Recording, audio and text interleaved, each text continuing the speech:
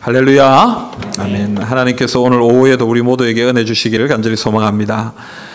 우리가 찬송이 참 중요한데요. 우리 오후 예배는 우리가 찬송이 이제 중간에 찬양대가 없잖아요, 그죠? 대신에 이제 우리 찬양팀이 좀 평소보다는 좀 많이 합니다만은 그래도 중간에 이 참 함께 부르는 찬송이 참 좀 아쉬울 때가 있어요. 그래서 원래는 올해 들어서 이 오후 예배 때 특송을 구역별로 이제 돌아가면서 우리가 하자 그렇게 계획을 하고 있었는데 연초에 이제 코로나가 이렇게 시작되면서 구역 모임을 잘 못하고 그러는 가운데 이 구역송을 시작을 못했습니다. 그러고 벌써 반년이 지나갔네요. 그래서 참 세월이 참 빠르다 싶은 생각이 들고 좀 아쉽다 싶은 생각이 들고 그렇습니다. 그래도 어쨌든 조금 정리가 되는 대로 구역송을 이제 해야 안 되겠나 이런 생각을 합니다. 그래서 구역 모임을 못 하더라도 그런 기회를 통해서 한번 구역들도 한번 모이고 그렇게 한번 얼굴도 한번 성도들 앞에 우리 구역은 이런 사람들로 구성되어 있습니다. 한번 자랑도 하고 소개도 하고 찬양도 하고 그런 시간들을 좀 준비하려고 하는데 뭐 벌써 얼굴에 좀 걱정이 가득한 분들이 계세요. 예, 내일 일은 내일 염려하시라고. 오늘 안 하니까 다음에 염려하시면 돼. 또 염려하실 거 없어요. 또 되는 대로 우리가 힘껏 해가지고 또 같이 협력해서 하면 되니까 여러분 뭐 우리가 안 된다 하면 무조건 안 됩니다. 그런데 하면 또 됩니다. 하나님 은혜를 주시고 아멘입니까? 예, 얼굴 표정을 좀 웃으면서 아멘해야 제 마음이 좀 편할 텐데 아멘이죠? 예, 아멘. 여러분 우리 골로새서는 이 바울이 에베소에서 사역할 때에 주 52년부터 55년까지 바울이 에베소에서 활동을 했는데 바울이 에베소에서 활동을 할 때에 거기에 두란노 서원이라는 곳을 세워놓고 거기서 사람들에게 말씀을 가르쳤습니다. 그래서 말씀을 가르치고 거기서 하나님의 일꾼들을 키웠는데 그 가운데 에바브라라는 사람이 있었어요. 그래서 그 사람이 이 바울의 가르침을 받고 은혜를 받고 하나님의 종이 되어서 이 골로새 지역에 가서 골로새 교회를 세웠습니다. 그러니까 골로새 교회는 바울이 세운 교회가 아닙니다. 물론 바울의 어떤 말씀 증거를 통해서 일꾼들이 일어나서 그 일꾼이 가서 교회를 세워서 어떻게 보면 그 근원에 바울의 힘이 있다 이렇게 생각할 수 있지만 어쨌든 이 골로새 교회는 에바브라가 가서 말씀을 전해서 세운 교회다 이렇게 볼 수가 있습니다. 그래서 여러분 참 이런 걸 보면은 우리가 깨닫게 되는 게 있죠. 그게 뭡니까? 복음의 역사 아닙니까? 복음은 사람을 변화시키고 사람을 새롭게 세웁니다. 그래서 이 복음을 통해서 일꾼이 세워지게 된다라는 것이죠. 그래서 참 교회, 건강한 교회는 어떤 교회인가? 복음이 살아있는 교회, 복음이 살아있는 교회. 하나님의 말씀이 살아있는 교회. 그리고 이 말씀이 살아있어서 선포되고 또 그 말씀이 가르쳐질 때에 어떤 사람들이 나오게 되는 거예요? 일꾼들이 세워지게 되는 거예요. 일꾼들이 세워져요. 그래서 그 일꾼들이 교회의 일들을 감당하고 그래서 그 교회의 일뿐만 아니라 더 나아가서 다른 지역에 복음을 전하게 되고 교회를 세우게 되고 선교를 하게 되고 하는 그런 역사가 일어나는 교회가 참 건강한 교회가 아닌가 이런 생각을 가져보게 됩니다. 여러분 우리 교회에도 그런 일들이 일어나기를 간절히 소망합니다. 예, 아멘이 시원찮네요. 아멘입니까? 예, 우리 교회에도 그런 일들이 일어나기를 소원합니다. 그래서 저는 사람을 키우는 일에 좀 집중하고 말씀을 나누고 이랬으면 참 좋겠다 싶어요. 교회가 뭐 여러 가지 우리 사역들을 많이 해야 되겠지만 사람을 양육하고 훈련시키고 또 하나님의 일꾼을 세우고 그런 과정들을 많이 섬기면 많이 섬길수록 그래서 또 하나님의 일꾼들이 많이 세워지면 많이 세워질수록 그 교회가 건강한 교회고 주님께 사용되는 교회가 될 줄로 믿습니다. 그래서 여러분 우리가 이 일에 관심 가져야 됩니다. 여러분 하나님의 일꾼 되기를 소망하시길 바랍니다. 또 우리 사랑하는 자녀들 또 다음 세대들 키워야 됩니다. 일꾼들을 키워야 됩니다. 저희 세대만 해도 우리 위에 선배님들이 우리를 참 강하게 훈련시켜 주셨어요. 사실은 우리 위에 교육자들 그 위에 교육자들 참 불러다가 기도하고 말씀 가르치고 그리고 시간마다 때마다 하나님의 일을 할 거냐 말 거냐 막 이러면서 그렇게 다그쳐 주시고, 그래서 참 우리 세대의 이 지금 저희 나이대의 사람들이 사실은 주여종이 많이 되고 선교사로 많이 나가고, 그때 당시에 참 선교의 역사가 불꽃처럼 일어났어요. 근데 이제 지금 세대를 가만히 보면은 참 좀 연약한 모습들을 좀 보게 됩니다. 물론 이제 세상의 흐름이나 여러 가지 사회의 변화도 있겠습니다만은 우리가 거기에 최선을 못 다하는 것 같아요. 사람을 키우고 양육하는 일에 최선을 다하지 못하기 때문에 그 사람들이 크지 않으니까 결국 나중에 어떻게 됩니까? 주의 몸된 교회가 약해지고 주의 나라의 사역들이 약해지고, 이제는 교회도 선교 사역도 이제 막 좀 번성해가고 번창해가고 확장해 나가는 것보다는 이제는 좀 정리해야 되는 거 아니냐, 뭐 그런 얘기가 나올 정도의 그런 상황과 형편들을 좀 보게 됩니다. 그러니까 여러분, 결국은 사람 필요한 거예요. 사람. 여기서 계신 우리 어른분들, 아이고 나는 이제 연세가 많이 나이가 들어가지고 내하고는 해당상이 없는 그런 이야기인가 보다. 어제 토요일인데 오늘 선교사님 한 분이 찾아오셨더라고요. 근데 선교사님이 찾아오셨는데 좀 토요일 날 이렇게 사실 잘 못 만나고 이런데 어떻게 올라오셨어요? 그래서 제가 만나서 이야기를 나누는데 이 선교사님이 연세가 이미 많으시더라고요. 이한희 목사님하고 동기라고 그래요. 신학과 동기. 그러니까 상당히 저보다도 기수가 한참 위에 선배님이세요. 근데 그 얘기를 하시더라고요. 인도에서 선교를 하시는데 인도에 선교를 하게 된 동기가 목회를 하시다가 한참 목회를 하시다가 하나님의 부름을 다시 받고 인도로 가야 되겠다. 그래서 가신 지 한 10년 정도 사역을 하셨다. 이렇게 얘기해요. 그러니까 여러분, 나이가 젊다고 부름을 받는 것도 아니고요. 나이가 많다고 부름을 못 받는 것도 아닙니다. 제가 아는 장로님 한 분은 남편도 아내도 국어 선생님이에요. 국어 선생님. 근데 학교에 정년 퇴직을 딱 하시자마자 뭐 하셨냐면요. 러시아 쪽에 선교사로 가셨어요. 갔는데 대학에서 대환영. 왜냐하면 국어학 박사가 오는데 한국어 박사 학위를 가지고 있는 선생님이 오시는데 대학에서 환영이에요, 환영. 왜냐하면 러시아나 이런 데는 한국어를 배우고 싶어 하는 사람들이 너무 많거든요. 한국어 학과도 있고 또 이런 데. 그러니까 거기 가서 선교비 이런 거 일절 필요가 없어요. 왜냐면 월급 받고 사역하니까. 우리나라에서는 퇴직하고 일할 수 없는데 거기 가니까 교수님이 돼가지고 사역하시는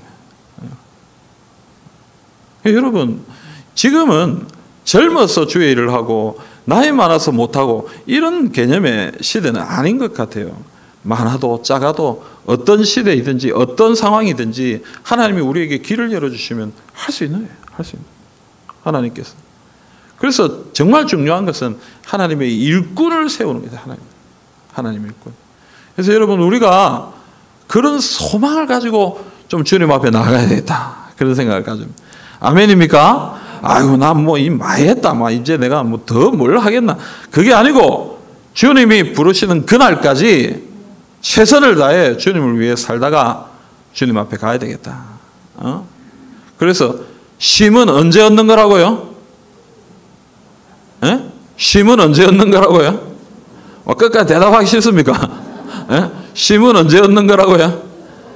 죽으면 얻는 거예요. 죽으면. 이 땅에서 아무리 쉬어봐야 별로 피곤이 안 풀려요. 여러분, 뭐 조금 한두 시간 더 잔다고 뭐 피곤이 풀리냐고 꼭 그렇지만 또 안 해요. 도리어 막 일어나서 열심히 움직이면 더 피곤이 덜하고 그럴 때도 있어요. 우리가 정말 안식을 언제 누리느냐 하면 주님 품에 가면 안식을 누리는 것입니다. 안식을. 그러니까 이 땅에 있을 때는 우리가 어떻게 살아야 되겠습니까? 최선을 다해 주님을 위해 어떻게 섬길 것인가 고민하고 주님 앞에 나아가는 그런 백성들이 될 수 있기를 간절히 소망합니다. 여러분, 이 에바브라가 로마에 갇혀 있는 바울에게 와서 이 골로새 교회의 형편과 상황을 가르쳐 줍니다. 그래서 이 골로새 교회의 형편과 상황을 듣고 바울이 그들에게 하나님의 말씀이 필요하겠다 싶어서 보낸 편지가 바로 이 골로새 서입니다.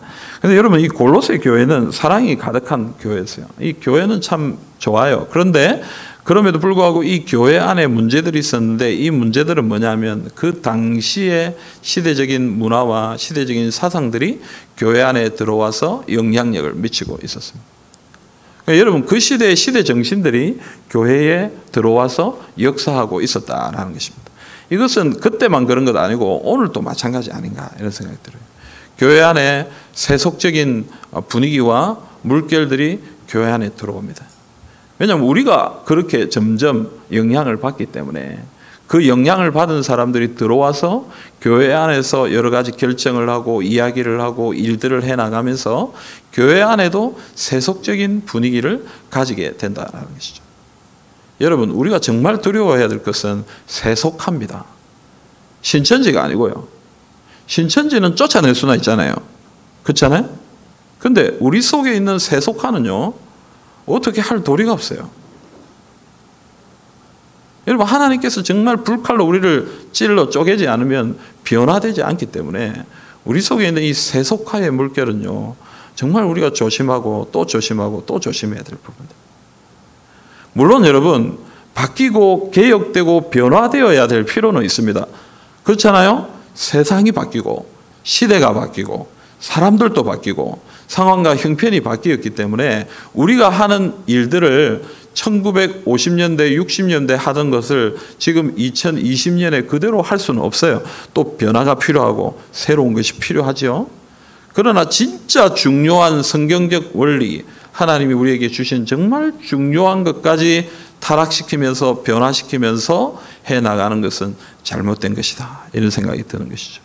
그래서 여러분, 교회는 변화해야 됩니다. 그러나 본질은 지켜야 됩니다. 정말 중요한 것은 잃어버리지 않도록 우리가 노력해야 됩니다. 그런데 그것을 변화시키고 자꾸 타락시키는 게 무엇이냐? 세속화다, 세속화. 우리가 정말 자꾸 세상에 물이 들어서 그 세상의 생각대로 자꾸 우리의 삶을 변질시켜 나가니까 교회도 변질돼요. 그럼 여러분, 세상의 생각이 뭡니까? 요한일서 2장 15절 16절 말씀을 우리 같이 한번 보십시다. 요한일서 2장 15절 16절 같이 읽습니다. 이 세상이나 세상에 있는 것들을 사랑하지 말라. 누구든지 세상을 사랑하면 아버지의 사랑이 그 안에 있지 아니하니, 이는 세상에 있는 모든 것이 육신의 정욕과 안목의 정욕과 이생의 자랑이니 다 아버지께로부터 온 것이 아니요 세상으로부터 온 것이라. 아멘. 여러분, 이 세상이나 세상에 있는 것들을 사랑하지 말아라. 하나님이 우리에게 말씀하신 명령이에요. 이 세상을 사랑하면 안 돼요. 이 세상에 있는 것들을 사랑하면 안 돼요. 이 세상이나 세상에 있는 게 뭐예요? 오늘 말씀에 보면 뭐라고 되어 있습니까? 육신의 정욕과 안목의 정욕과 이생의 자랑이다, 이렇게 얘기해요. 육신의 정욕, 우리 육신의 욕심, 이게 세상에. 여러분, 이 세상 한번 보십시오. 텔레비전을 보고 여러 가지 문화나 어떤 흐름들을 볼 때 여러분 늘 보면 욕심, 이 정욕, 이것에 늘 그 포커스는 사실 거기에 있어요. 요즘 텔레비전에 많이 하는 건 뭡니까, 여러분? 제일 많이 하는 프로그램들 어떤 거예요? 텔레비전 안 보십니까? 저만 봅니까? 예. 뭐 제일 많이 합니까, 여러분? 먹방. 안 그래요? 가수도 나와서 요리하고, 배우도 나와서 요리하고, 진짜 요리사도 나와서 요리하고, 먹방이 얼마나 많은지 몰라요. 여러분, 그거 보고 있다면 제 몸을 제가 감당할 수가 없어요. 저녁에 한 번씩 보다 보면, 이야, 이거 먹어야 되는 거 아닌가? 어떤 하나님의 계시가 내린 것 같은 그런 마음의 움직임이 뭘 하나 먹어야 될 것 같은 간절한 소원이 마음속에. 여러분, 이 세상은요, 먹는 것, 마시는 것, 육체적 쾌락. 코로나19로 인해서 이 난리를 치는 이 가운데서도 클럽의 아이들은 그 음악 가운데 몸을 흔들고 있어요. 죽을지도 모르고 아플지도 모르고, 그로 인해서 이 나라가 난리가 날지도 모르는 그런 상황 가운데서도 여러분, 그 쾌락을 잊을 수 없는 것입니다. 그 쾌락을 놓칠 수 없는 거예요. 이 세상의 흐름입니다. 세상의 흐름. 여러분, 오늘 우리가 그 정욕을 따라 살고 있지는 않는지 한번 생각해 봐야 돼요. 신앙은, 경건의 훈련은요, 항상 이 정욕을 거슬러서 움직였어요. 새벽에 일어나는 것, 우리의 육신의 소망을 거스르는 겁니다. 잠이 왜 없겠어요? 잠 없는 사람 어디 있어요? 안 그렇습니까, 여러분? 피곤한 사람이 어디 있어요? 예수님은 안 피곤하셨겠어요? 그분은 하나님이시기 때문에 새벽 4시만 되면 눈이 떠졌겠어요? 아니요. 예수님도 너무 힘드셨어요. 풍랑 가운데서도 머리를 대고 주무실 정도로 피곤하신 분이셨어요. 그런데도 하나님을 만나야 된다는 일념, 그것이 너무 소중하다라는 그 생각 때문에 육신의 정욕을 무너뜨리고 그것을 짓밟고 새벽에 일어나신 것입니다. 옛날 우리 선배들이 3일씩 금식하고 일주일씩 금식했어요. 여러분, 누군들 배가 안 고프겠어요? 그때는 먹을 것이 없어서 금식이 잘 됐겠습니까? 여러분, 먹을 것이 없기 때문에 더 배고팠지 않습니까? 더 먹고 싶지 않습니까? 오늘은 여러분, 먹을 게 너무 널려 있어서 잘 먹지 않는 시대고 몸매를 위해서 먹지 않는 시대예요. 그런데도 금식은 하지 않습니다. 여러분, 경건의 훈련은 우리의 육신의 욕망을 거스르는 것입니다. 배고픈 것을 거슬러서 아예 더 배고프게 하는 것이 경건의 훈련입니다. 잠이 와서 피곤한데도 그것을 무릅쓰고 하나님 앞에 나아가는, 기도의 자리에 나아가는 그것이 경건의 훈련이죠. 세상의 정욕을 이기는 것입니다. 그것을 받아들이는 것이 아니죠. 오늘 한국교회 성도님들이 이 육신의 욕망의 정욕에 얼마나 이기고 있는지 한번 생각해 볼 필요가 있다고 생각합니다. 여러분, 잠을 자지 않고 밤을 새워 기도해 보신 적이 있습니까? 새벽을 깨워 주님 앞에 엎드린 적이 있습니까? 금식하며 하나님, 하나님 응답해 주시지 않으면 그냥 밥 안 먹고 죽어버리렵니다. 그런 각오와 결단으로 하나님 앞에 금식해 본 적이 있습니까? 오늘 이 땅에 참 많은 어려움들이 있습니다. 코로나19로 인해서 온 세상이 무너지고 있습니다. 우리나라는 이 가운데서 남과 북이 갈등을 일으켜서 언제 전쟁이 일어날지도 모르는 불안감이 이 땅에 존재하고 있습니다. 여러분, 당장 내일이면 사업이 망하고 우리의 주머니가 거덜나고 어떻게 될지 모르는 그런 상황과 형편 가운데 우리가 있죠. 한국 교회는 어떻습니까? 점점 아이들이 줄어가고 점점 교회의 미래가 불확실해져 가고 있는 이때에 아무도 그것을 위해 몸부림치는 사람이 없습니다. 그것 때문에 눈물 흘리는 사람이 없어요. 6.25 전쟁통에 나라가 무너지는 것을 보고 부산 3.1 교회에 믿음의 사람들이 모여 기도했습니다. 그 기도를 통해 메가더 장군의 작전이 성공했고 인천 상륙 작전이 성공했고 그로 인해서 우리나라가 이렇게 보존이 됐잖아요. 일제시대도 마찬가지고요. 경제적으로 어렵고 힘든 모든 시대 가운데 믿음의 사람들이 있었습니다. 배고픔을 이기고 잠 오는 것을 이겨내고 하나님 앞에 엎드려 눈물로 기도했던 많은 사람들이 그들의 기도와 헌신과 강구 때문에 오늘 여기까지 온 것이죠.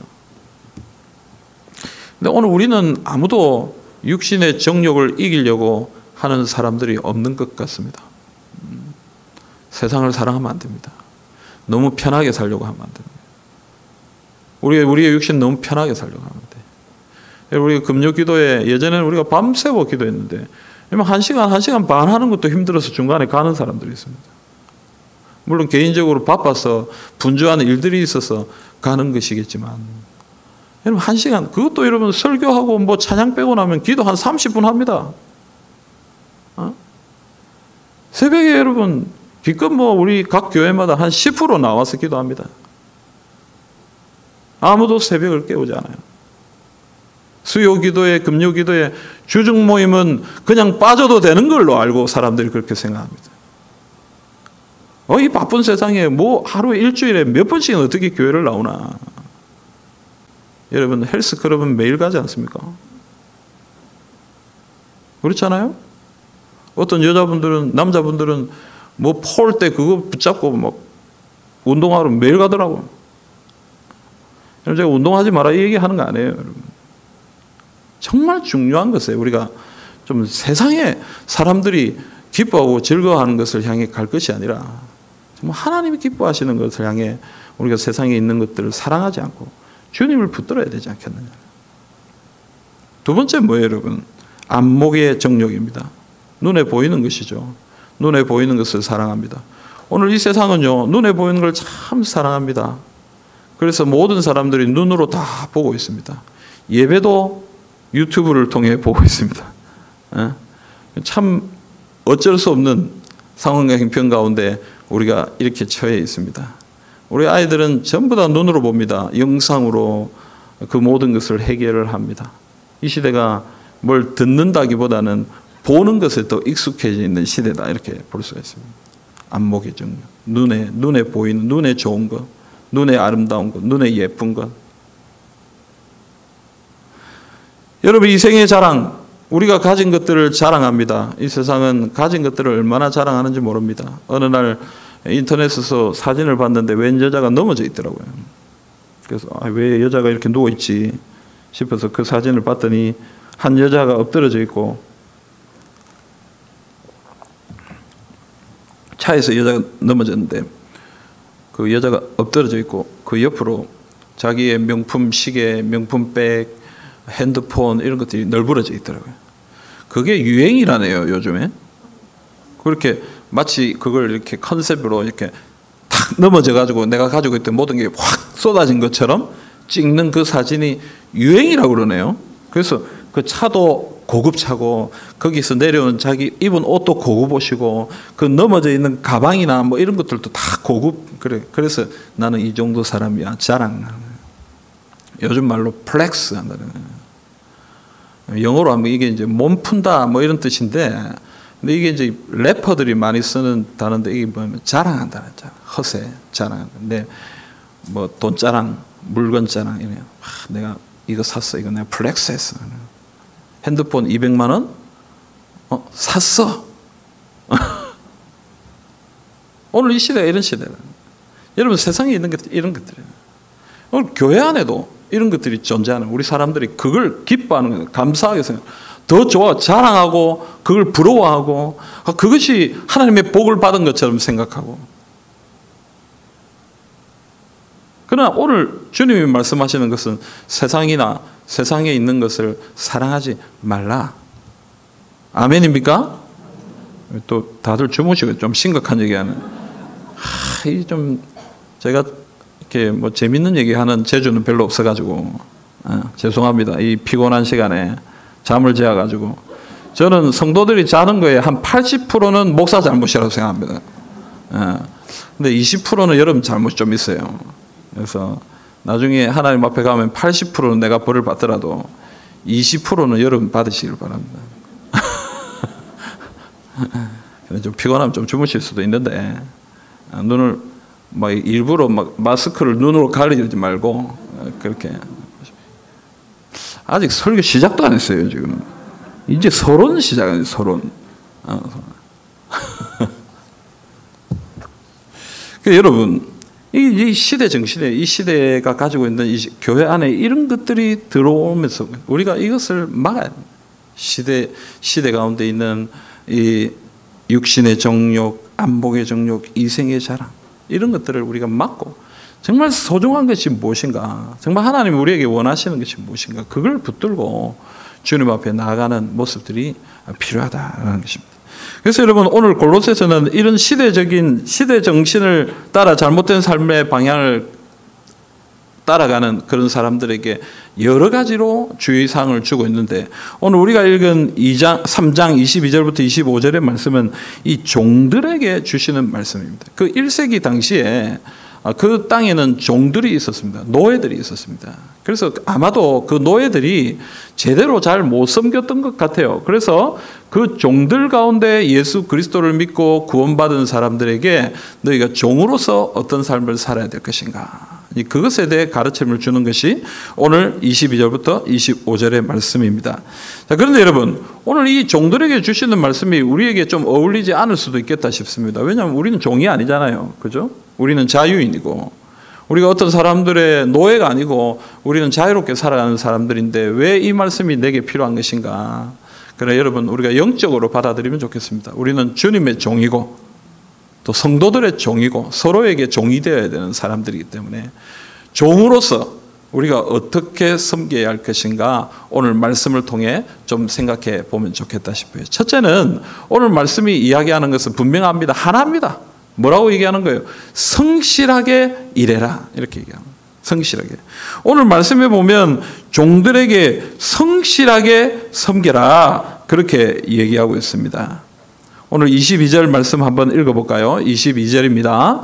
종들아 모든 일에 육신의 상전들에게 순종하되 사람을 기쁘게 하는 자와 같이 눈가림만 하지 말고 오직 주를 두려워하여 성실한 마음으로 하라. 아멘. 자, 여러분 여기서 말하는데 성실한 마음으로 섬겨라 이렇게 얘기합니다.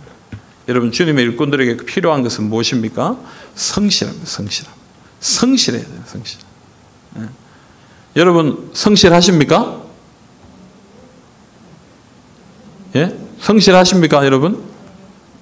몇 점쯤 되는 것 같아요? 10점 만점에 몇 점쯤 되는 것 같아요, 여러분? 나중에 저한테 카톡으로 보내주시길 바랍니다. 부끄러워서 말을 못 하시는 것 같은데, 여러분 저한테 점수를 말해줘. 성실하셔요. 성실해야 됩니다. 하나님 앞에 성실해야 주의 종이 될 수가 있습니다. 게으름부리면 안 됩니다. 자꾸 미루고 민기적거리고 막 자기 핑계를 대고 그 일을 안 하려고 하고 그런 사람들은 하나님 앞에 사용될 수가 없습니다. 좀 부족해도 성실한 사람들, 열심히 하는 사람들이 하나님 앞에 사용되는 것입니다. 그런데 여러분 여기서 말하는 이 성실이 무엇일까? 오늘 두 가지 이야기하는데 첫째는 사람을 기쁘게 하는 자와 같이 눈가림하지 말라 이렇게 얘기합니다. 눈가림하지 말라. 사람을 기쁘게 하는 자가 되지 말아라. 여러분 사람을 기쁘게 하는 자와 또 똑같은 말이 그 뒤에 나오는 게 눈가림한다. 요즘 말로 하면 요령껏 한다 그 얘기죠. 어떤 사람들을 얘기하는 거예요? 사람이 볼 때는 열심히 하고 사람이 보지 않을 때는 대충 하고 누군가가 챙기면 열심히 하고 누군가가 챙기지 않으면 대충 하고 이거 뭐 누가 보겠어? 뭐 대충 해버리고 그러나 이게 내 삶에 아주 중요하면 열심히 하고 그런 사람들은 하나님의 일꾼으로 성실하게 사용될 수가 없다 그렇게 얘기하는 것입니다. 여러분 제 친구가 하나 있습니다. 제 친구가 있는데 그 친구가 저하고 같이 이렇게 신대원 공부도 하고 했는데 제가 보기엔 좀 느려요. 뭘 해도 좀 느려요. 설교 준비를 하는데 저는 뭐 설교 준비 다 끝났는데 아직도 막 하고 있어요. 시험 공부를 하면요, 뭐 대충 좀 저를 정리해가지고 하고 들어가서 좀 잘래 이러면 아직도 하고 있어요. 교회 사역도 보면요, 우리가 같은 교회를 좀 섬긴 적이 있거든요. 좀 느려요. 뭐 대충 빨리 좀 이렇게 해가지고 좀 지나가면 좋겠는데 그런 게 없어. 막 끝까지 뭐 그거 하나 가지고 막 특히 그걸 해결하고 넘어가야 되고 막. 그러니까 밤새는 게 막 부지기수고 막 보면은 하여튼 막 뭐 잠을 제대로 잘 안 자는 것 같아요. 그래서 좀 어떤 좀 답답하더라고요. 답답해. 이야, 저래가 사회생활 제대로 하겠나 이런 생각도 들고 참 그런 마음들. 근데 최근에 한번 만났거든요. 좀 세월이 조금 시간이 좀 지나서 최근에 만났는데 여러분 그 진리의 말씀은 변하지 않는 것 같아요. 사람은 변하지 않는다. 네, 사람은 변하지 않는다. 만났는데 비슷하더라고.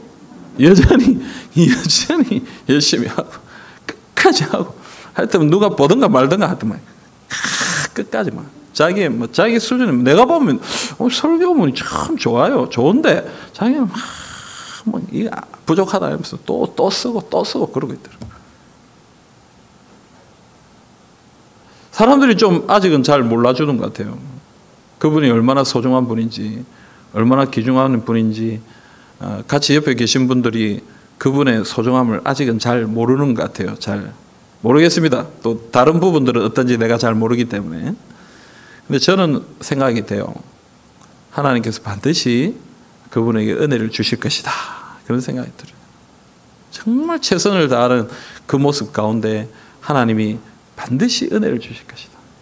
사람들은 몰라주고 또 그것에 대해서 어떤 결과가 나타나지 않을지는 모르겠지만 하지만 하나님께서 그 성실한 모습을 보시고 누군가의 어떤 옆에서 보느냐 안 보느냐 좋아하느냐 안 하느냐 그런 것 상관없이 하나님 앞에서 최선을 다해서 섬기는 그런 모습들을 하나님이 꼭 기억해 주실 것이다.